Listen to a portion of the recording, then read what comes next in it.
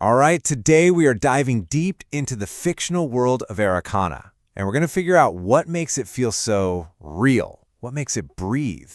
And, we're going to start in a kind of surprising place, a high school hallway, because sometimes a single whispered line of gossip can tell you everything you need to know about an entire society. And bam, we're dropped right into it with this line from a character named Kura. I mean, talk about a perfect hook, right? It's confident, it's teasing, and it instantly creates this whole vibe of social tension. And maybe, just maybe, a little romance. And just like that, the rumor mill starts churning. I mean, you can practically hear this being whispered in a hallway, can't you? This is what establishes the stakes right away. In this world, every single move you make is being watched, and it's definitely being judged. And here we go, another layer gets added to the mystery. A shared hoodie, it's such a classic symbol of high school romance, right? But this line, it turns that simple hoodie into a piece of evidence. It just fuels the speculation and pulls our characters even closer together in everyone's minds. So, yeah, this super relatable high school drama, that's our way in. But you have to understand, these whispers, they're not just about hoodies and who's walking who to detention. They're actually echoes of a much, much bigger conflict that defines the entire world of Arreqqana. Right at the center of this whole storm is our protagonist, Peppi. She's the new girl from the so-called coastal country. So every tiny little thing she does creates these massive social waves. But check out her inner voice. While the rest of the world is buzzing about rumors, she's just calm. She's centered, holding on to what she knows is true. Okay, so now let's zoom out. Because all that tension you feel simmering in those high school hallways, it's a direct reflection of this world's core conflict, a deep philosophical divide between two cultures that shapes literally everything in Arreqqana. And wow, this just lays it all out, doesn't it? These are actual lines from debate scripts inside the story. On one side, you've got the coastal philosophy. It's all about flow, joy, and adaptability. And on the other, you've got the mountain belief in structure, legacy, and being unbreakable. It's this fundamental clash of values that shapes how every single character sees the world. It's details just like this that make a world feel totally real.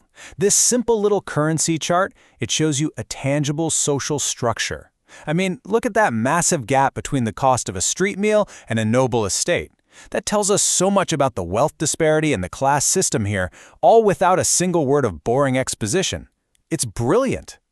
Okay, so we've got the world's big conflict down. Let's zoom back in and meet the characters who are actually living and breathing these tensions every single day. First up, we have Peppi Hilalala, or Peppi for short. She is the absolute catalyst for this story.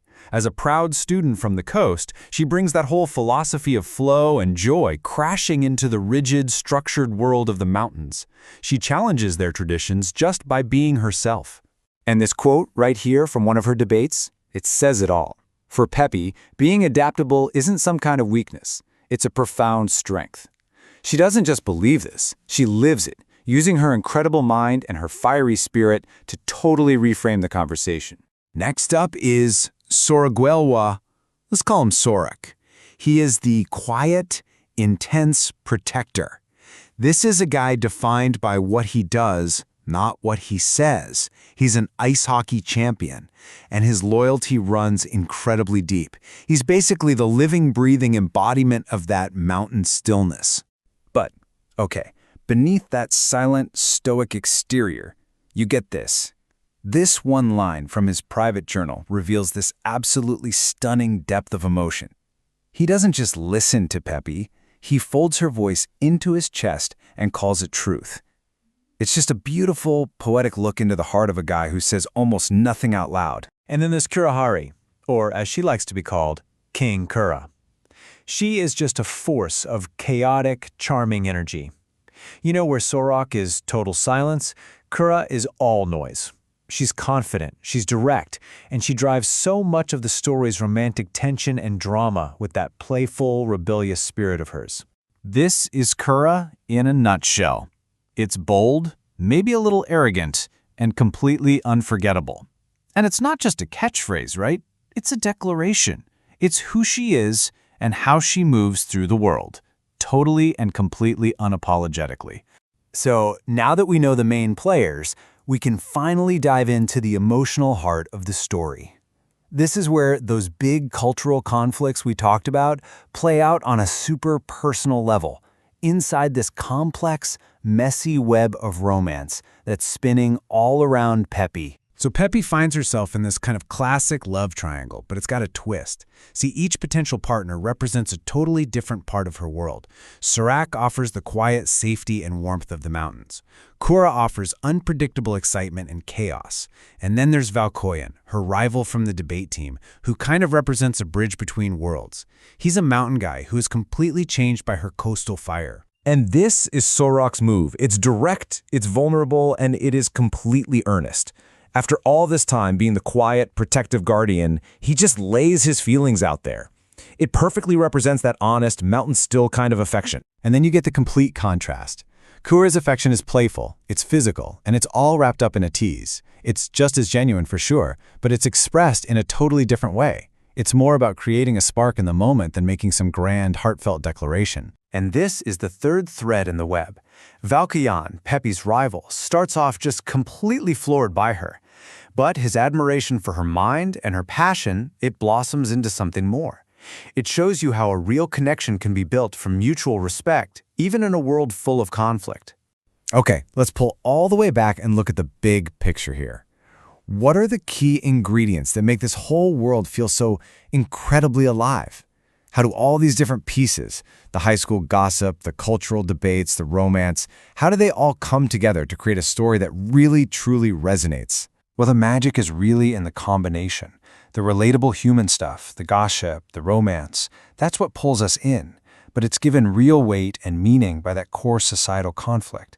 The characters aren't just random people. They are walking, talking embodiments of that conflict. And the whole thing feels real because it's grounded in those tangible details and elevated by that beautiful poetic language. Every single element makes the others stronger.